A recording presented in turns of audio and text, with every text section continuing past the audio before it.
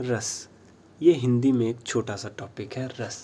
आज हम इसके बारे में बात करेंगे। रस, जब हम कोई नाटक या सिनेमा आदि देखते हैं या कोई उपन्यास अथवा कविता पढ़ते हैं तो हम अपने को भूलकर कुछ पात्रों का उत्कर्ष और कुछ का अपकर्ष यानी कि पराजय चाहते हैं। हम उनके लड़ाई झगड़े, सुख दुख, घृणा द्वेष के साथी बन जाते हैं और ऐसा अनुभव करते हैं कि वे सब घटनाएं मानो हमारे जीवन से संबंधित है। ऐसी अवस्था में हम तल्लीन होकर एक प्रकार के आनंद विशेष का अनुभव करते हैं। इसी आनंद विशेष को रस की संज्ञा दी गई है। ये बात तो हो गई हमारे रस की। अब बात करते हैं स्थायी भाव की।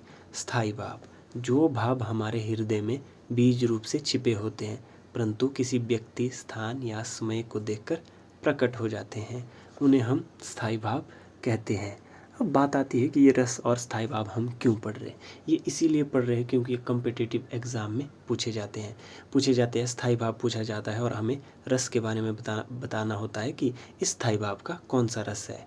तो स्थायी भाव ये कुछ मैंने लिखे हैं यहाँ, जैसे कि रति। रति का मतलब है श्रृंगार रस। रति से होगा श्रृंगार रस। स्थायी भाव हमारा रति होगा, रस होगा हमारा श्रृंगार।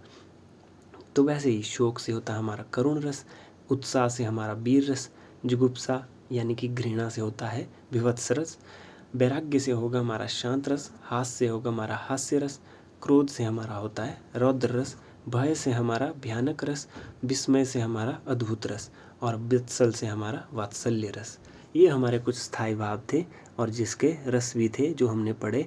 ये हमारे कॉम्पिटिटिव एग्ज़ाम में पूछे जाते हैं, इसी के लिए ये वीडियो हमारे लिए बहुत ही ज़रूरी हो जाती है। Thank you.